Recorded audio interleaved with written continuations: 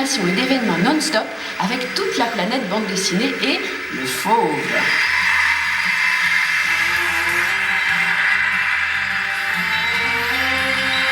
Internationalement vôtre, avec de grandes expositions consacrées à Art Spiegelman, à l'Europe qui se dessine, à Taïwan, mais aussi à la bande dessinée espagnole. Du grand public à l'expérimentation radicale, 15 auteurs à découvrir ou redécouvrir. Un florilège du meilleur de la création ibérique. La bande dessinée suédoise, une exposition qui dresse la carte de cette expression d'une grande diversité à travers une évocation de Strindberg et de son œuvre par un collectif d'auteurs qui font pour l'occasion le voyage d'Angoulême. L'exposition jeunesse, l'ours Barnabé. Créé par Philippe Coudray et bien connu des enfants des écoles, cet attachant personnage questionne le monde avec un mélange de candeur et de sagesse qui n'appartient qu'à lui. Fred l'Enchanteur, Grand Prix d'Angoulême en 1980, Fred le poète demeure l'un des très grands artistes de la bande dessinée francophone. Une exposition monographique rend à son talent et à son univers un hommage mérité, notamment à travers l'évocation de la série Philémon, son chef-d'œuvre. Hervé Di Rosa, avec ses complices du mouvement Bazooka, Hervé Di Rosa fut dès la fin des années 70 l'un des inspirateurs d'une nouvelle connivence entre bande dessinée et art contemporain. Une exposition anthologique explore les nouvelles expressions de ce dialogue, toujours fécond. Sardon, le tampographe. Découvrez les étonnants tampons imaginés par Vincent Sardon. Au croisement de la recherche formelle et de la création ludique, ils permettent aux visiteurs de l'expo de construire des villes et de donner vie à des personnages.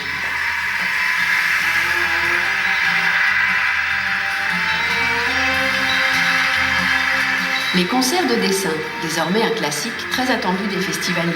Sur la scène du théâtre d'Angoulême, un collectif de dessinateurs interprète en direct et en public une bande dessinée originale scénarisée par Arnaud Le Goëfleck au son de l'orchestre d'Areski Belkacem. Jean-Claude Vanier, symphonie et bande dessinée. Complice historique de Gainsbourg, Nougaro ou Michel Polnareff, le plus fameux compositeur-arrangeur de la chanson française sera en résidence au Conservatoire d'Angoulême pour y créer un spectacle symphonique inédit, illustré sur scène par la dessinatrice Aude Picot. Un événement. Les requins-marteaux, histoire d'une ascension sans ascenseur.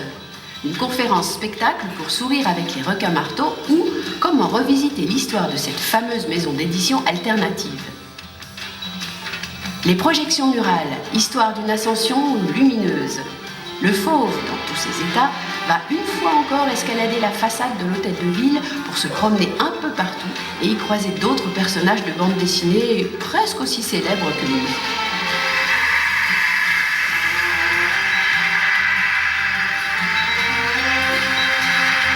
Les rencontres du festival proposent au public une exceptionnelle série de rendez-vous avec les plus grands noms de la bande dessinée mondiale. À l'affiche cette année, Art Spiegelman, Françoise Mouly, Chris Ware, Charles Bunce, Joe Sacco, Antonio Altariba et bien d'autres. Au total, plus d'une centaine de rencontres sont à l'affiche du festival pendant 4 jours. Jeux, dessins animés, échanges, animations, tout un secteur de la ville se consacre entièrement au bonheur des enfants.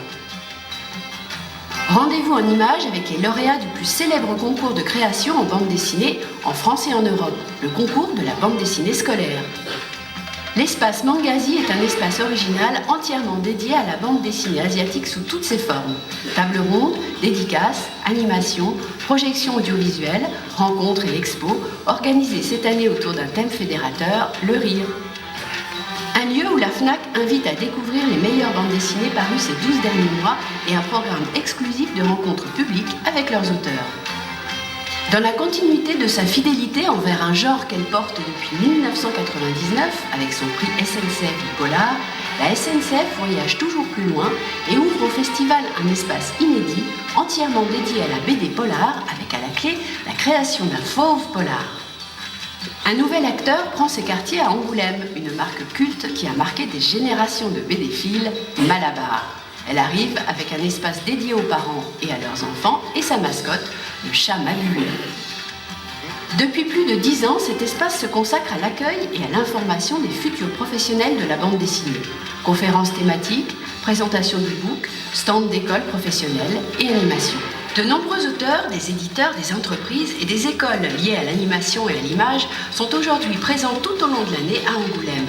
La Chambre de commerce et d'industrie d'Angoulême a souhaité les mettre à l'honneur en créant avec le festival, et spécialement pour eux, un site qui leur est dédié, l'espace La Charente a du talent.